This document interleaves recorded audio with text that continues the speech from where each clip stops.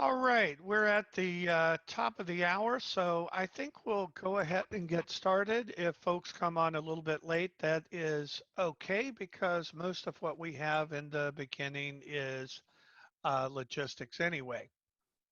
So, welcome today to our second in a series of research-based webinars. This one is called Perspectives on Persistence.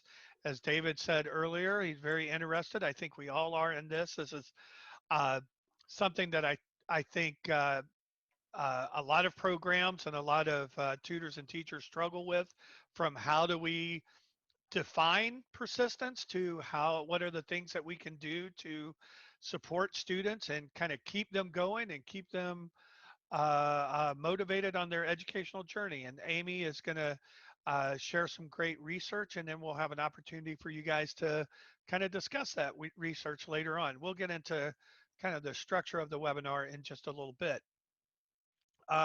In case you were wondering, we are recording this webinar, so we'll send out a follow-up email next week. It'll have a recording of the webinar as well as the slide deck that Amy is using. So any of the links that she talks about, we'll post in the chat so you can pull them up right away, but you'll also have them when that slide deck comes to you. We will also share the research brief that she's going to be talking about, and I'm going to be posting that in the chat room as well once we get started. And we'll include a transcript of the chat, and you folks will get a certificate for attending. So I know a lot of you really appreciate that as well. Just a little bit about the controls. So this is a meeting format as opposed to a webinar format. So the controls are a little bit different. We're going to ask that we use the chat to introduce yourself, which you've already done.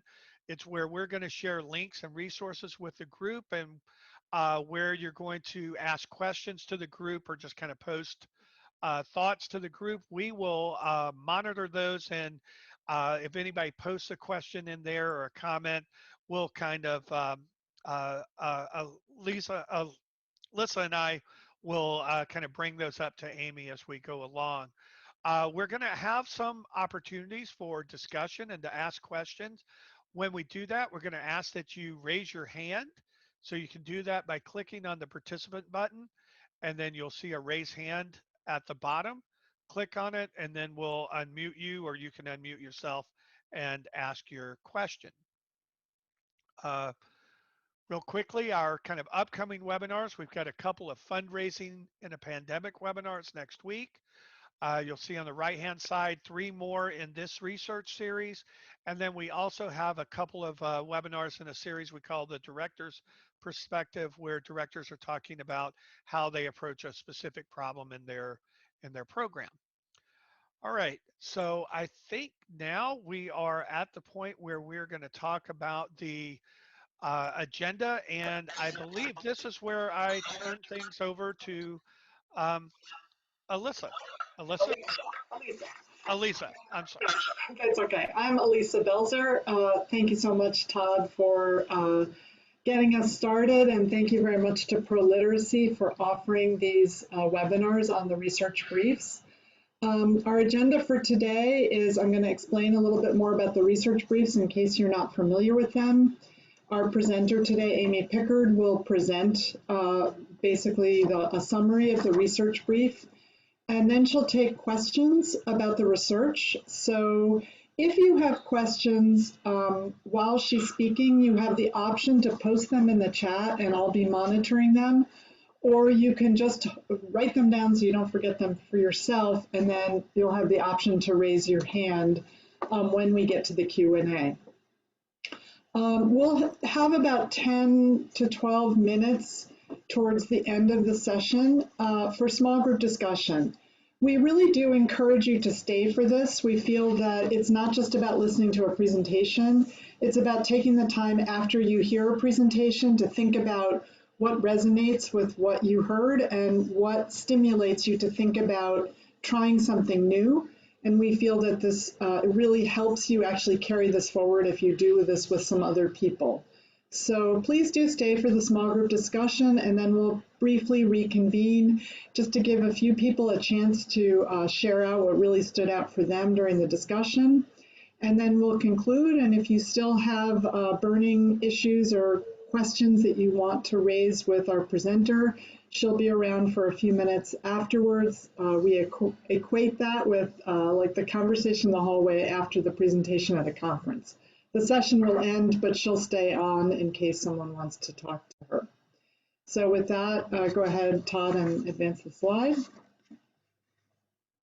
So there I am. I'm a professor at Rutgers University, and my involvement in this project is that I was the series editors for the research briefs. So therefore, I got the wonderful task of kind of moderating these webinars that are follow-ups to the research brief. And I want to take a minute to introduce our presenter, Dr. Amy Pickard. Amy is an assistant professor of adult education at Indiana University School of Education. She's a qualitative researcher whose interests center on policy, equity, and instruction in adult literacy and adult basic education. Her years as an adult literacy and HSE teacher in a range of community settings led to her current research interest on the impact of federal and state policy on everyday practice.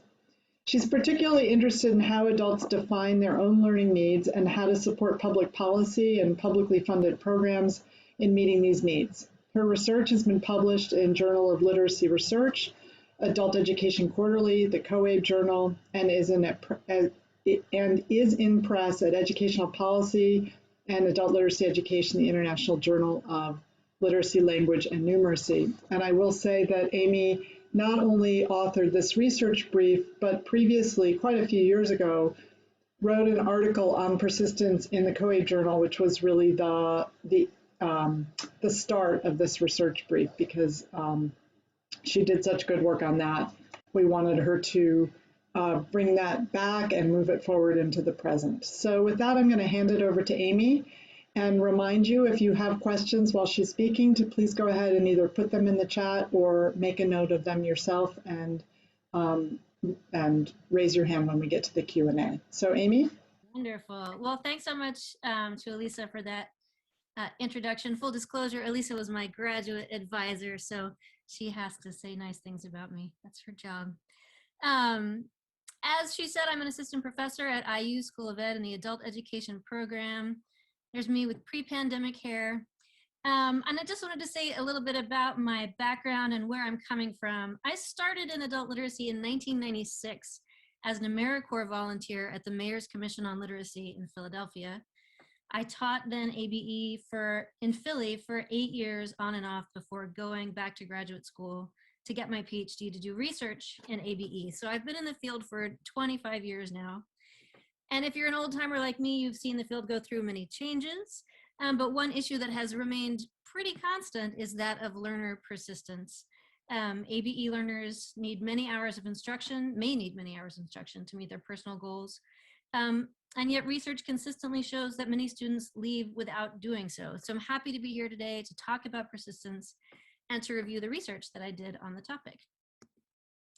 I want to first ask, what do I mean when I say persistence? There are multiple definitions of persistence. The scholarly literature that I encountered in this review of research generally defined it in one of two ways. The first is as continuous participation in a program until a goal has been reached. Now, this goal might have been a personal goal or a program goal, depending on the study. But what makes it distinct is that the focus was on continuous participation. Another definition in the research was to define persistence as over the course of a learner's life. This definition of persistence takes into account that many learners stop out of programs and then rejoin them multiple times throughout their lives as they pursue their educational goals.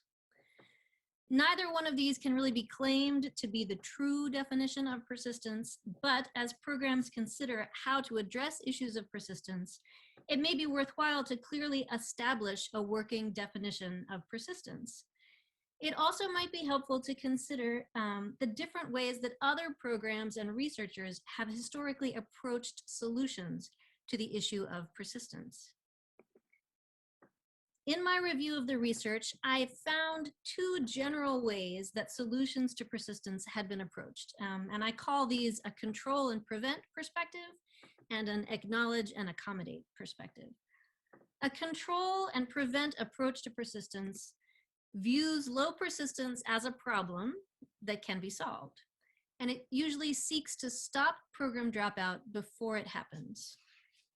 An acknowledge and accommodate perspective believes that some learners will always be leaving ABE programs and that it's not always a problem. It seeks to support learners by planning in advance for program departure and return. And here again, I'd like to make the point that whatever approach we adopt will likely influence the kinds of solutions to persistence problems we will think are appropriate for our programs. So next, I'm going to talk through the types of solutions each perspective might suggest, as well as what the research says about the efficacy of these different solutions. So first, we'll look more closely at the control-prevent perspective. And again, a control-prevent perspective seeks to stop program dropout before it happens. There's been a fair amount of research from this perspective, and the research showed that there are a few different types of solutions suggested by this perspective, some of them more successful than others. The three main types of solutions were preventing dropout by increasing learner motivation, preventing dropout by identifying learner demographic characteristics, and preventing dropout through program improvement. And we're going to look at each of these in turn. The first of these is preventing dropout by increasing learner motivation. A common thread in the control-prevent research has been to try to understand the connection between learner motivation and persistence, which feels pretty intuitive, right? There's a commonly perceived connection between motivation and persistence. And in fact, students who persisted have reported that motivation helped them persist.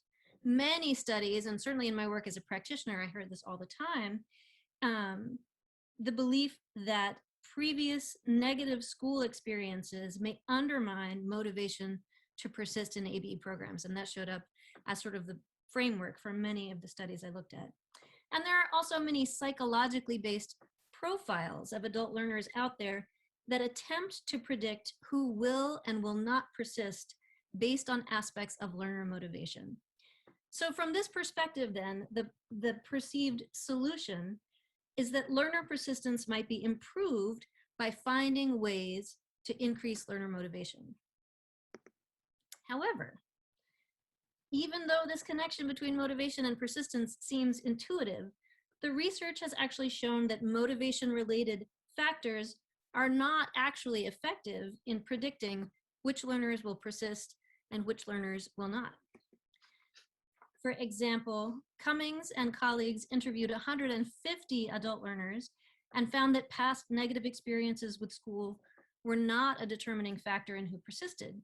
Some students with negative past experiences persisted, and some students who reported no negative past associations with school left the program. Furthermore, when persisters and non-persisters were compared statistically, which happened in 2 different studies, researchers found that none of the tested motivation-related variables, including self-efficacy and goal-directedness, were related to learner persistence. In other words, the takeaway here is that while it is likely true that for some students, negative past experiences influence their motivation, and for some students, motivation helps them persist, overall, the research shows that individual learner motivation is not sufficient to explain the large numbers of learners who don't persist in ABE or HSE programs. Therefore, focusing exclusively on learner motivation may not be an effective way to address persistence. The next thread in the control-prevent research was to try and understand whether different learner demographic characteristics might influence learner persistence. And from this perspective, the perceived solution is that learner persistence might be improved by tailoring programs to those who will persist, or by targeting interventions to groups that are more likely to drop out. Interestingly, a few demographic characteristics did seem predictive of persistence. Higher rates of persistence were related to older learner age. However, the difference in the mean ages of the high persisters and the low persisters was relatively small. In the studies, it ranged from 3.6 to 7.2 years. So not a huge spread, but in general, older learners were more likely to persist. Learners who were non-native English speakers were also more likely to persist. Of particular interest to literacy programs, 3 studies found that lower reading assessment scores at intake were associated with greater persistence. So the lower the score of the learner, the longer they were willing to persist in the program. And lower rates of persistence were also, higher rates of persistence were also related to self-reporting of learning difficulties among learners. So folks with lower scores and self-reported learning difficulties were more likely to persist in programs. Conversely, lower rates of persistence were associated with receiving government-provided food assistance, which is a measure of income. So the takeaway here is that in terms of learner characteristics, demographic characteristics like age, native language, income, and reading level were found to influence persistence, while motivation-related characteristics like self-efficacy and goal orientation were not. My interpretation of this data suggests that persistence may be heavily impacted by issues outside of learner or even program control. A third way that research reported that programs have tried to prevent dropout is by modifying program characteristics in the hope that sufficient program access and supports would reduce or eliminate learner dropout. Studies have looked at how timing of classes, class size, type and intensity of orientation procedures and support services, and type and quality of instruction might influence learner persistence. And these studies overall reported mixed results. I'll talk about the ones with less evidence of success first and then move on to the more successful ones. In 2 qualitative studies, students who persisted reported that positive relationships with teachers were important to them. However, it's not clear to what degree these relationships impacted people who did not persist. So that's not terribly helpful. I would, of course, still argue that positive relationships with teachers are important for all kinds of reasons, but there's not a lot of evidence so far to suggest that they are a solution to the problem of persistence. Another report on a 4-year effort to improve persistence in 9 library-based literacy programs found that multiple programmatic changes, such as improved tutor training, increased use of computer-assisted instruction, and expansion of social supports, such as on-site childcare and transportation funding, did little to increase the persistence rates of students. The authors concluded that the changes they made may not have gone far enough to be successful, due in part to a lack of dedicated social support staff within the library-based programs. The libraries really were not sort of set up institutionally to do the kinds of social support the authors felt were needed to actually make a change.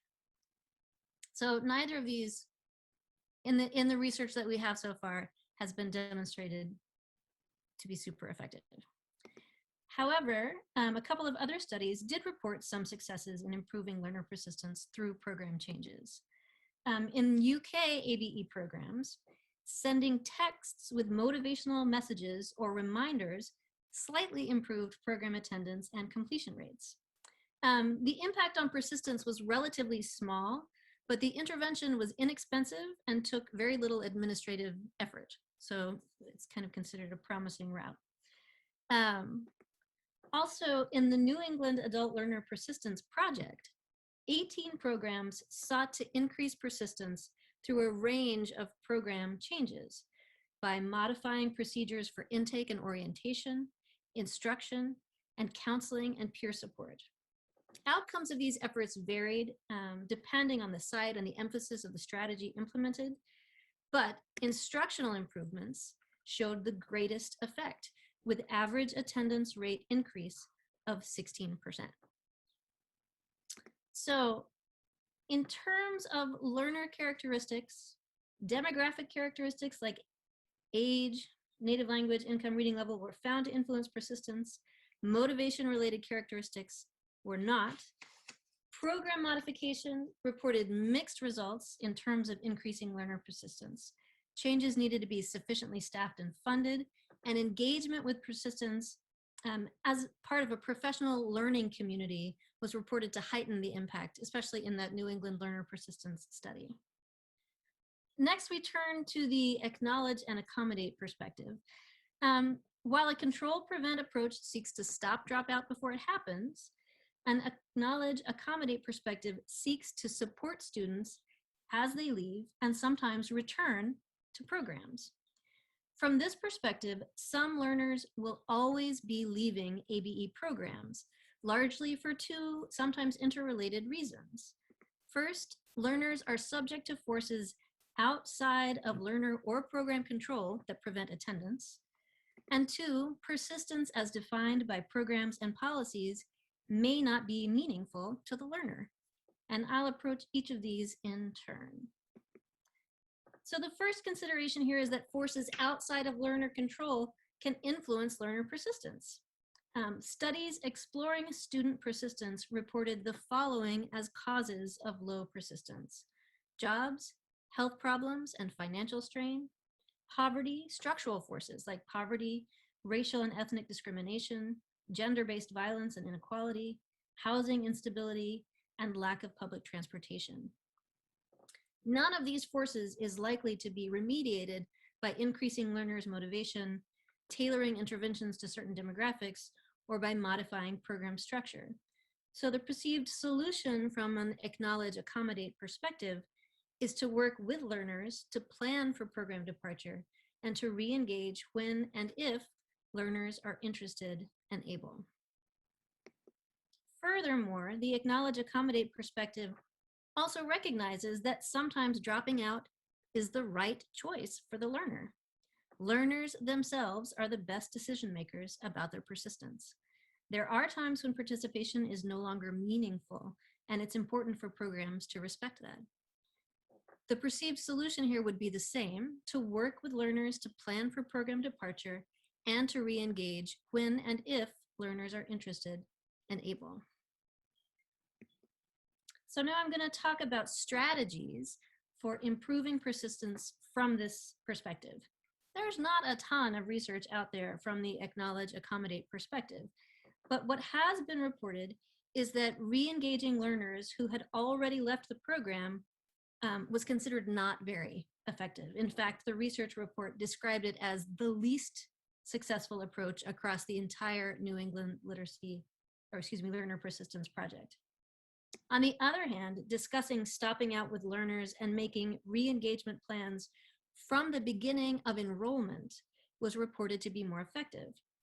Furthermore, it was reported that this change in the program's approach had additional benefits beyond improving learner persistence, including substantial improvement in program completion rates, shifting of teacher attitudes towards students, and the deepening of relationships within the learning community. So in summary, while there hasn't been a ton of research on strategies from this perspective, research has established a wide range of structural forces, in other words, forces that are beyond learner or program control, that influence learner persistence. Small successes have been reported establishing program policies that support stopping out and re-engaging, and discussing these policies with students before they stop out may have the greatest impact. So I'm going to wrap up with a list of strategies reported in the literature from each approach. And I want to say that addressing learner persistence is complex and will likely involve a range of approaches. There are no single solutions here. I also want to point out that the strategies listed on the left-hand side of the page those aimed at preventing stopout, can be used together with the strategies on the right-hand side of the page. The strategies are not, or the approaches and strategies are not at odds. They may actually be mutually beneficial. For instance, strategies of support that aim to prevent dropout can increase learners' connection to the program and therefore their desire to return if they do have to stop out.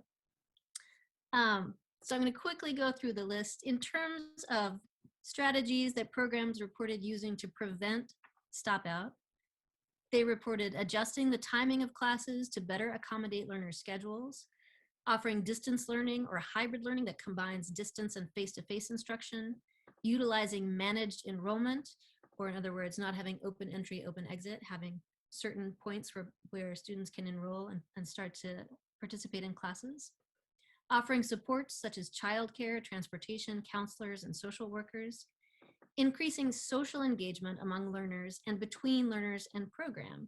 For instance, involving existing students in orientation and mentoring of new students, hosting events that include learners' families, offering small group learning instead of one-on-one tutoring, supporting learners in meaningful, realistic goal setting beyond just improvement on test scores, improving instruction through high-quality professional development and/or practitioner inquiry, offering ongoing formative feedback so learners can gauge their progress, and again, including lists of competencies and learner self-assessments that go beyond just test scores, and sending text messages of support and organizational reminders during program breaks.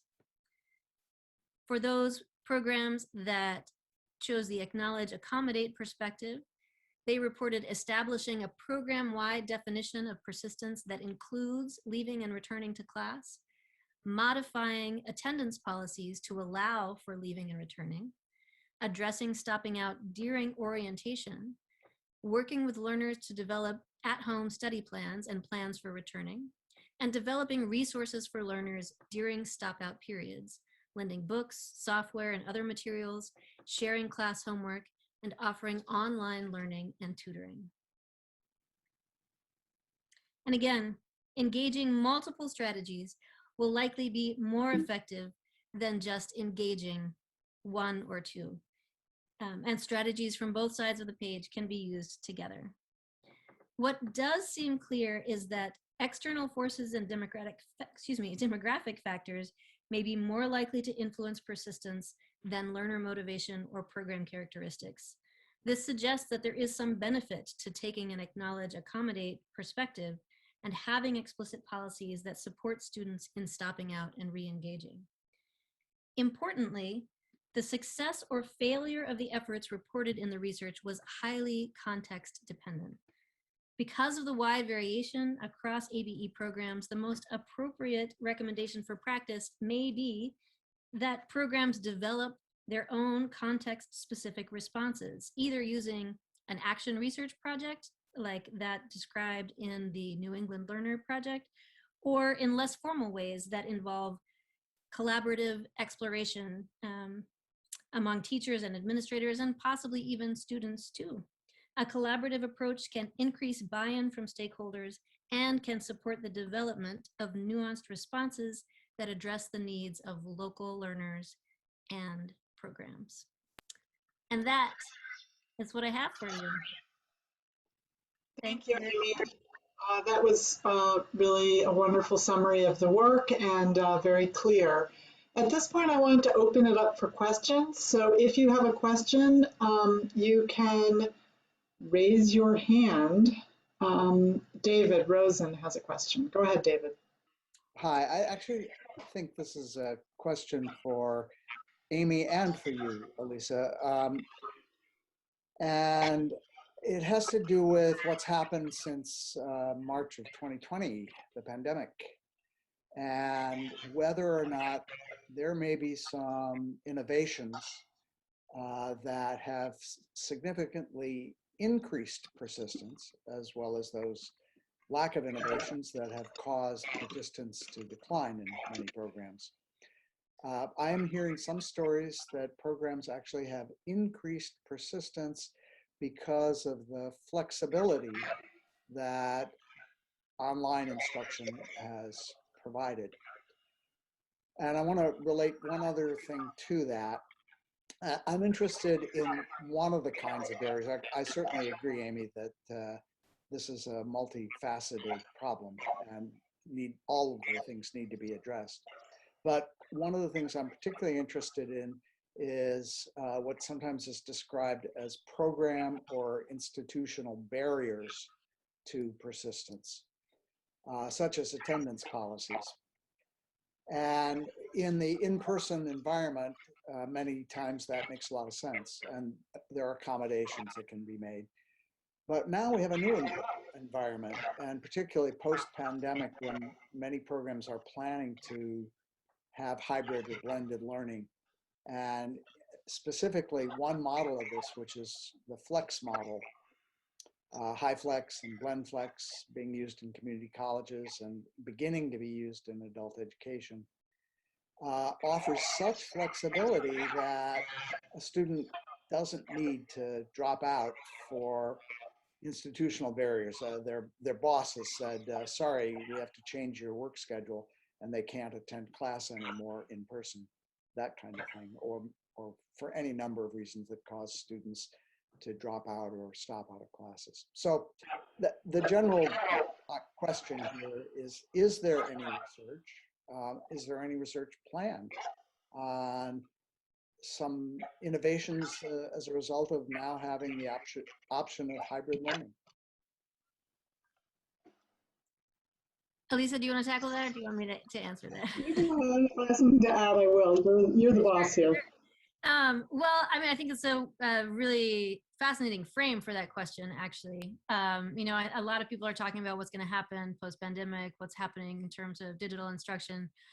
I haven't heard anybody put it in exactly that frame, like how will that impact persistence? But I think that's a wonderful question. I will say that during the pandemic, I've spent time talking to programs serving adults with reading EFLs of 1 and 2. So trying to really think about how that subsection of the population was being served during the pandemic. And I'm in Indiana now, so I'm in a rural setting, and some of there are urban settings and rural settings, and they had really different responses. Some programs were really open to this idea of future hybrid options, and other programs, it's the infrastructure is still lacking in some settings to support the kind of flexible models that you're talking about. But I know that I think ProLiteracy, and Alisa, maybe you can clarify this. I feel like I had seen some talk early on about, or maybe I saw a presentation that you did about hybrid learning and where we are and where we're going. Not specifically certain what you're referring to. ProLiteracy published a study completed by eBase on the impact of COVID on programs last summer, and there certainly was discussion about participation. I don't know that persistence was really the frame for that, because programs either shut down and reopened, or there was often some kind of gap in getting things organized and back up and running. And at that time, programs were reporting a greatly decreased level of participation. But I think it's important to note, and this doesn't specifically speak to David's question, that this last year is, pardon the expression, unprecedented, and that we certainly, it seems like it will contribute to all kinds of changes, but we don't know yet what they are, both from the student side and the program side. And certainly, you know, questions about persistence can be posed again in the quote unquote new normal. But I think we just really, you know, we have anecdotal stories depending on the learners, the programs, their use of technology and so forth, and we just don't really know. But I think the overall thrust of Amy's way of organizing the research will prevail regardless. You know, the findings might change in certain ways, but this idea perhaps that we need to both try to prevent dropout and also accommodate dropout, I think is not going to change. And the policy background might change, the program context might change, but I still think And the strategies might be different because of, the spread of technology, but I think the basic idea here is just really what's important to keep in mind, that strategies are needed in sort of this two-pronged approach, that some things can't be changed, and so we have to figure out how to accommodate, and some things can be changed, and we have to address that as well. There's some other questions here I'd like to pass to you, Amy. The first one is that you said re-engaging students had little impact. How do you define re-engaging? If I said that, I misspoke. What the research reported was that re-engaging students was the least effective of the strategies that they used to increase persistence. So they found that once a student had already left the program, it was difficult to get them back in the time frame that they were looking at, right? They weren't looking over the course of the learners' lives. They were looking in a shorter frame, and they found I don't remember the specific numbers, but somebody is sharing their screen, and happens all the time. Yes, so that's what I meant, was that re-engaging, contacting learners once they had already left the program was not as successful for this program that was reporting their research as talking to learners at the beginning point of enrollment and working with them to come back to the program or take 3 weeks off or take 6 months off, as opposed to they're just gone, they left in the last year and we're going to try and find them and bring them back. Okay. So, and that was in one particular study, and by re-engaging, it meant they were trying to call them after they were already gone, right? Yep, exactly.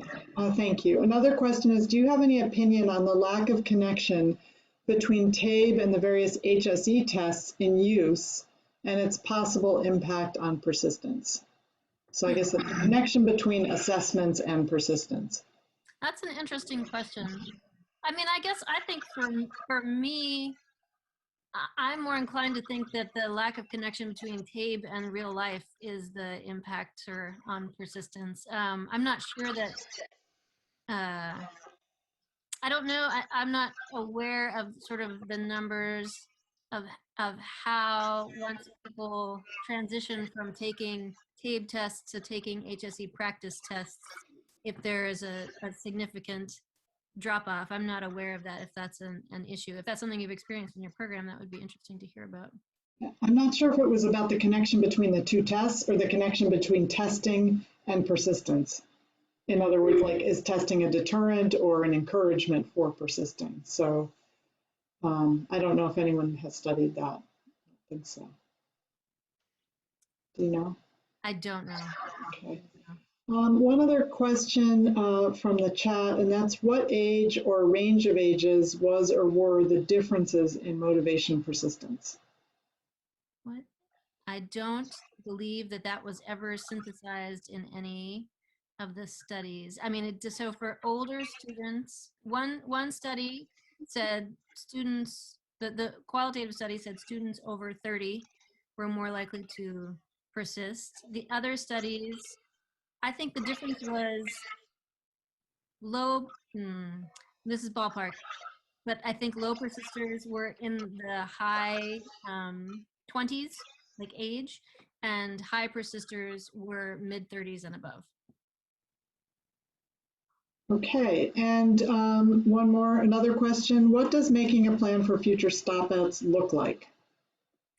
That's a great question.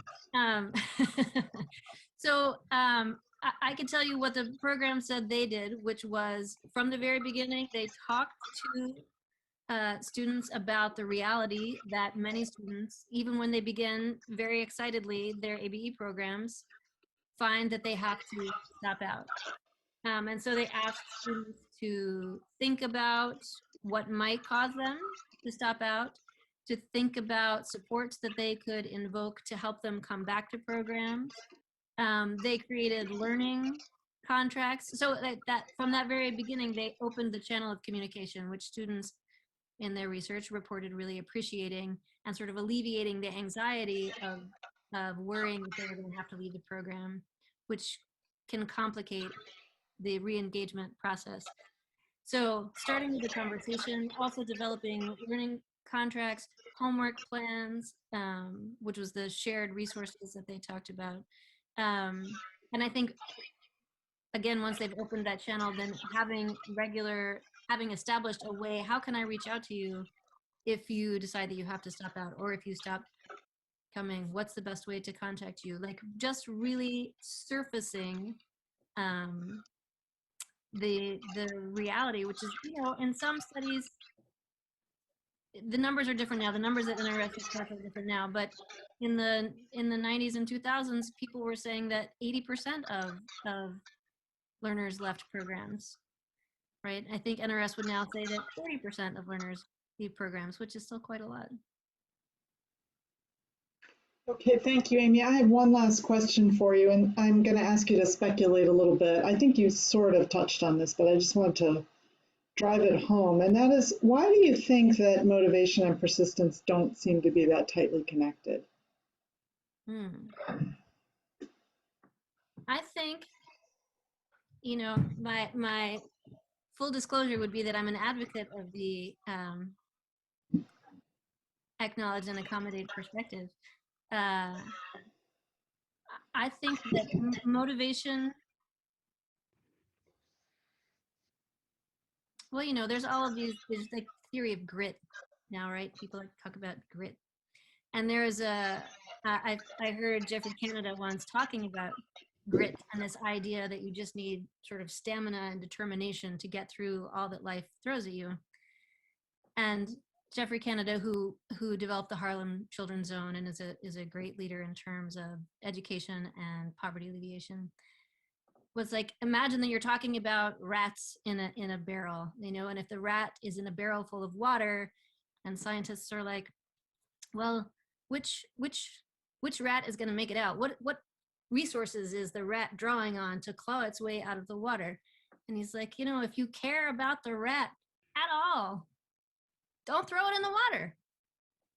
I think that we have a society that, for many people who come through ABE programs, they have to grapple with some pretty serious life circumstances, right?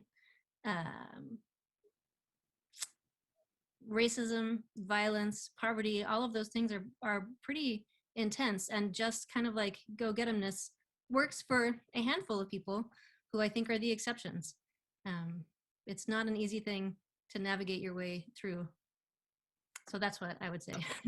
Okay, so someone raised up, could teacher personality have anything to do with student persistence? And then there was a big enthusiastic yes. And I think this kind of really speaks to what you're talking about, Amy, that no matter what program improvements you make, whether it's, you know, the best teachers in the world, when people are struggling in so many aspects of their lives, there's only so far, and no matter how motivated people are, there's only so far that gets you when you're dealing with so many constraints and limitations and challenges in life caused by poverty, low education, unemployment, health issues, et cetera, et cetera. So I'm going to draw this Q&A to a close and move on to our discussion session. Thank you so much for the presentation and for your responses to the questions. There's quite an interesting discussion going on in the chat that are sort of continuations of some of the things that have been stated.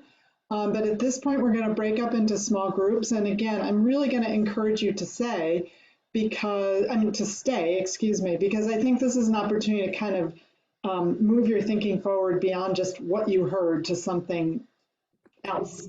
So we have 2 prompts, and I'm going to ask in your small group that someone take responsibility for just kind of watching the time. This person doesn't have to be the boss or the reporter or anything, but to just kind of tactfully be the one in the group to say, let's have a chance to hear from everybody, so that it's not just a few people talking, which sometimes happens. So please take 30 seconds to assign someone who will be the official timekeeper that we'll all understand is the person who's going to stop us from talking if we're going on too long, so don't take it personally.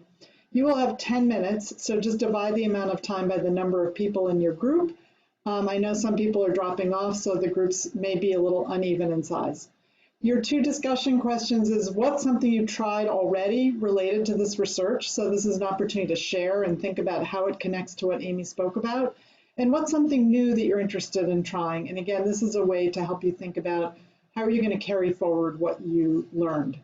So I know people are dropping off, but I hope you'll stay, and then we'll come back and just for a few minutes hear what really stuck with people. So at this point, I'm going to ask Todd to open the meeting rooms. All you have to do is hang tight and you'll find yourself in a group. Say hello to your group members, and then take about 10 minutes to have a discussion.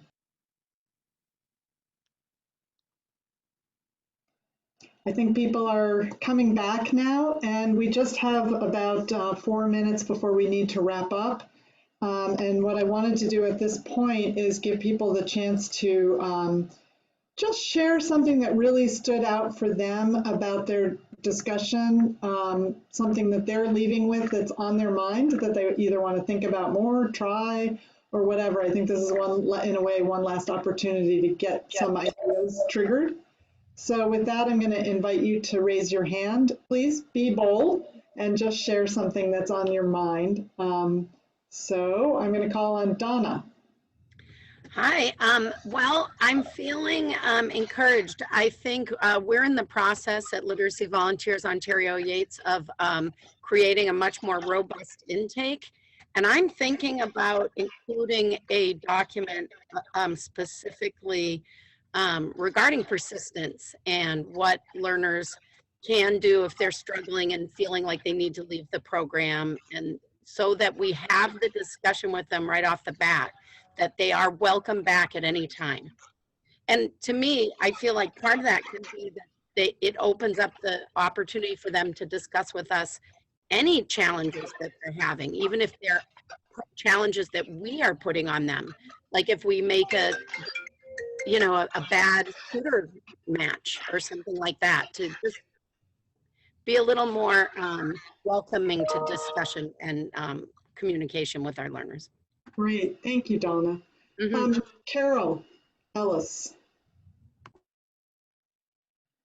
Yes, I was very interested in a lot of aspects of this. I have a student who is over 40, and she's got a very long-term goal. And I know that her goal, I can't completely, fulfill the parts in what we're doing. So I've been worried about this aspect, this persistence aspect. And I was wondering whether or not I should talk with her about it, and it's been very helpful to know that that is a helpful strategy to actually talk about it rather than having her sit and, wonder and worry, and me sit and wonder. And I do one-on-one tutoring. So I really appreciated that aspect. It's all part of the, the adult teaching, we're adults here and treating them like adults. So I appreciate that, and I plan to do that. Thank you. I think that goes right along with the acknowledging kind of approach that Amy was talking about. I think we're at time. So I want to say thank you so much to Amy for stimulating an interesting discussion and for helping us sort of disentangle the research on persistence, which there's quite a bit of. Not so much that's very current, but there is quite a lot to read through, and she did such a wonderful job of doing that. There's a lot of really interesting comments in the chat. So thank you for your engagement, and thank you to ProLiteracy for this webinar. And with that, if you're interested in staying and talking to Amy, I think she's available for a few minutes afterwards, but this concludes, unless Todd or Amy, you want to say anything? No, thank you so much. All right, everybody, thank you.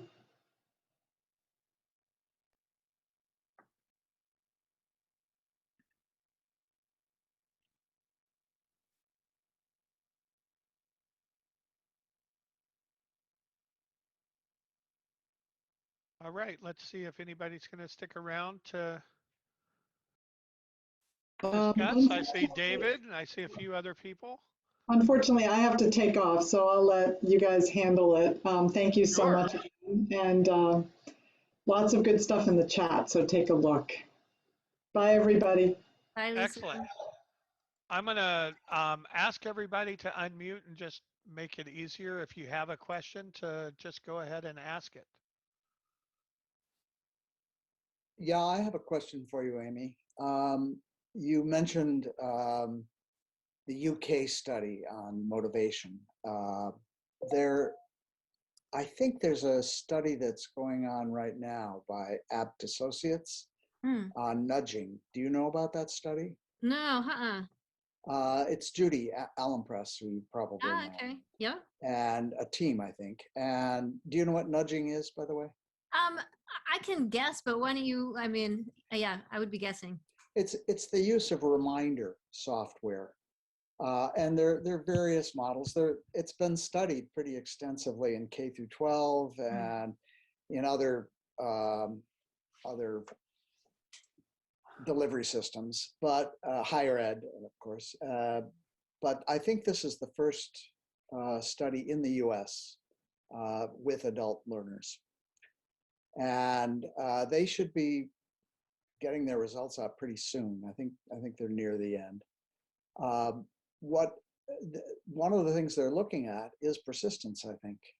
Does nudging make a difference in persistence or retention, depending on whether you're a program person or a learner? So that would be worth taking a look at. I also would suggest you take a look at some of the work that Anthony Burek is doing. Anthony's is part of OTAN in California. Okay, yeah. And he has been doing some very thoughtful work on the use of technology in persistence, but really starting with the whole notion of learner goals and a process. I'm going to try to describe this. He would describe it probably a little differently, but it's a process for helping students not only set, but monitor their goals, and including bringing in other members of their team. And that team might be their teacher or tutor, it might be a counselor, it might be a family member, so that it becomes an effort. The student says, I really want to get, my alternative adult diploma. And that's going to be hard for me, and it's going to take me at least a year. And I need your help and support in doing it. And so it might involve technology, it might involve other team members, shall we say. And there hasn't been any research that I'm aware of on this, but it seems to me to be a really promising set of practices that he's identified that might be worth some research. Yeah, thank you for those. I will definitely keep a lookout for them. I know I saw a presentation recently, and I can't remember at which conference, but about goal setting and its relationship, sort of outside of testing paradigms to engagement and persistence for ESL students. And I think there's a great need in both ABE and ESOL to revisit the idea of how do you help learners set meaningful goals. By the way, a good place to start with this is the current issue of the Adult Literacy Education Journal in the Technology Solutions column. Anthony was a guest writer. Oh, nice. And he wrote all about this. Oh, I'll check it out. In a brief. I haven't read the most recent issue yet. Don't tell Alisa, but. Mary Joan, any questions? Oh, I always have a million of them. I'm trying to refine it down to one. We can start with one, and then if Amy's still around when we get done, you can ask another one.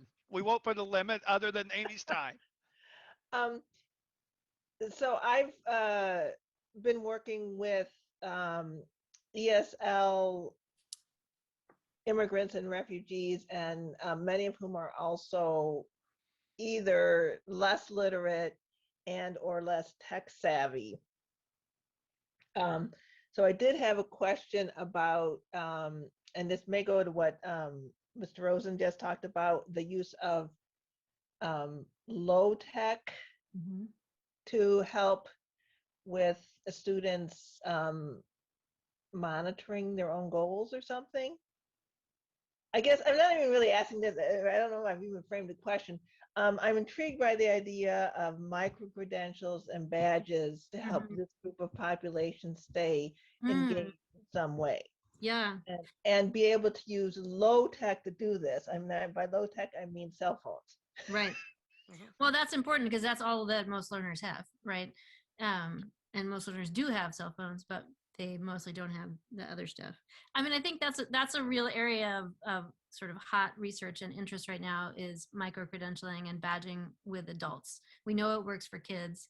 How well does it work for adults? And I think, I know at IU there are, that's the focus of several people's research, sort of looking at that, ways to increase engagement through exactly what you've just described. It's a great question. And the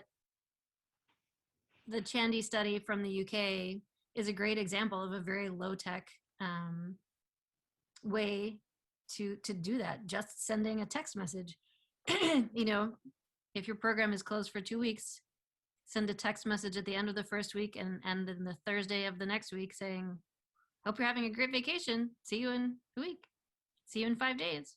Remember, class starts on Monday, right? It's a very low investment on the part of the program, but it can really support. Todd and I were talking about this during our breakout room. Yeah. It can support learners in just who are on the fence. You know, it can be the little nudge they need. Yeah. Yeah. And I always think about, I mean, just in terms of low tech, not in terms of,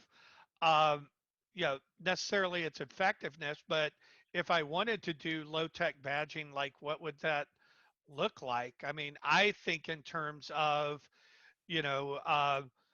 magnetic boards with little, markers kind of moving through and different stickers and, things that get put up. I always think about, like, I was a Boy Scout growing up, and, the showing up with all the badges on your shirt. I mean, that's, I'm not encouraging you to go and develop cloth badges to sew on, but I'm saying, like, badging has been around long before computers. And so there are a lot of low tech ways to do badging that is really effective. Certificates. I am, 55 years old, and I still love getting a certificate for having done something. It really doesn't matter what it is. I still love it. So I think all of those things are just like different aspects of that whole notion of badging that can really, I mean, they seem small, but they really can go to that motivating and encouragement piece. I read a study recently about the use of clicking with surgeons, right? With surgery students who are learning very specific techniques. And when they do something right, whoever is monitoring the system will click. And that was enough. They found that just that was enough to improve people's performance. Right? Wow. Behaviorism works. I'm not saying it should be the only way that we educate, but it's an interesting question of how can we use techniques like that to support learners' persistence. Yeah, and a lot of what badging is it's like really quick feedback on what you're doing as a learner. Mm-hmm. Benita, what about you? Any questions?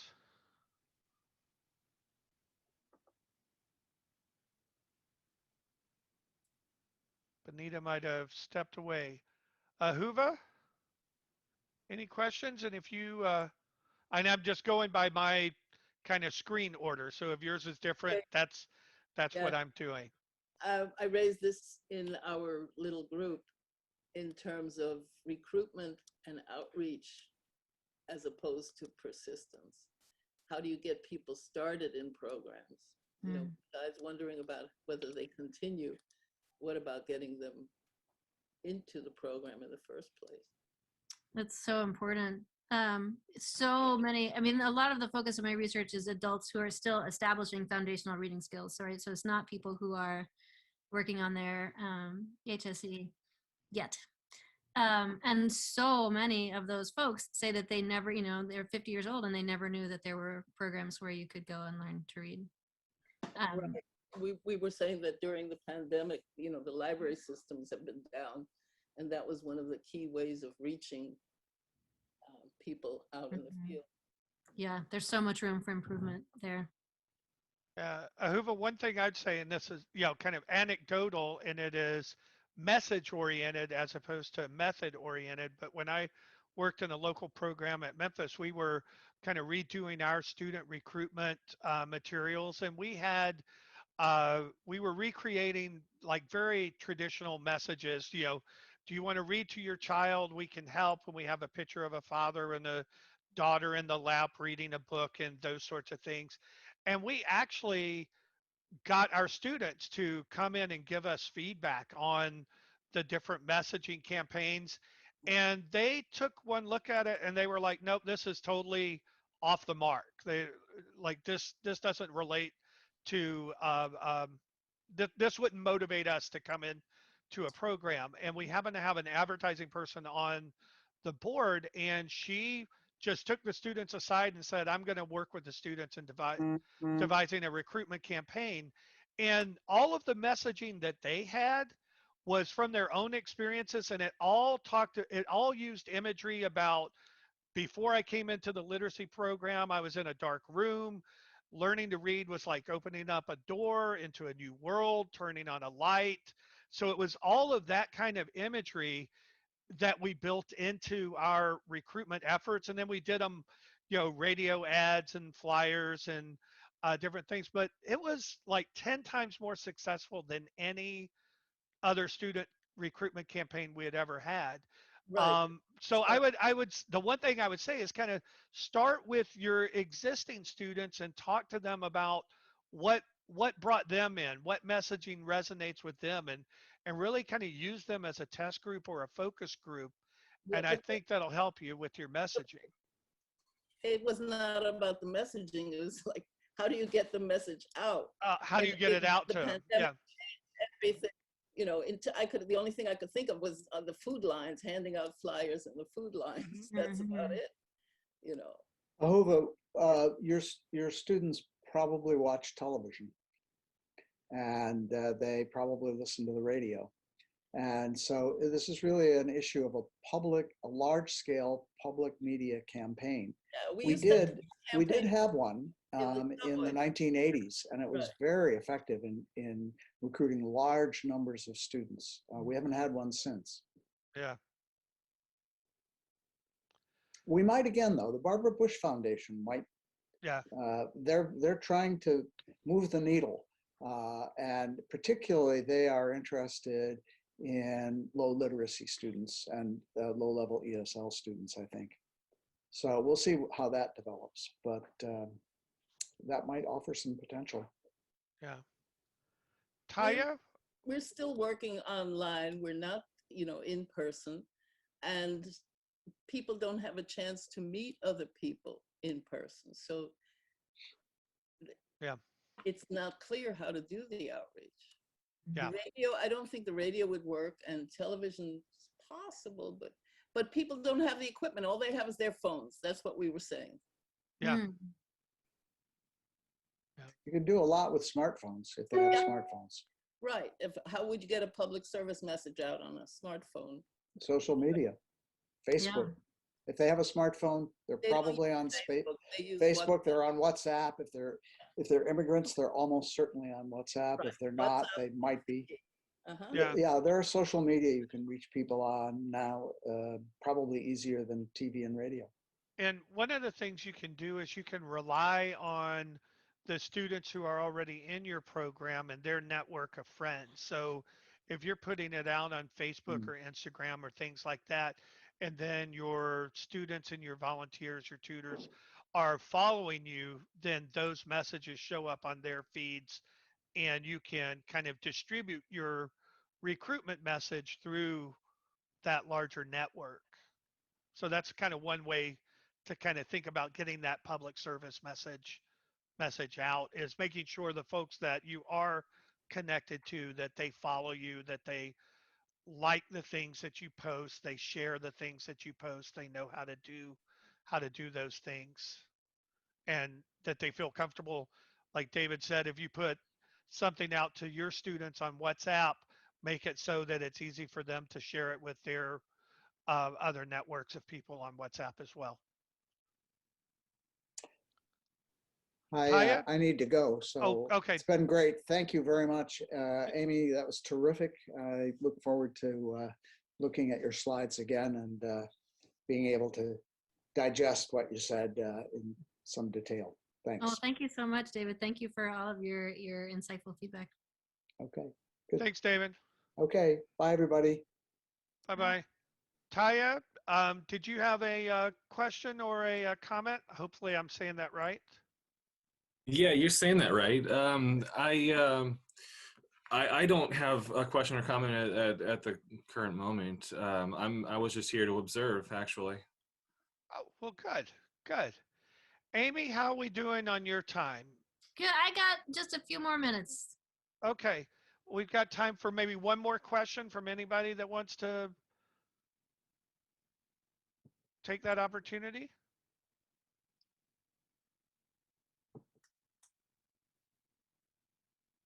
All right, if not, I'll say thank you everyone for sticking around. Amy, thank you for being so generous with your time, and keep your eyes open for the invitation to our next research brief. And I think it's on the 25th of this month.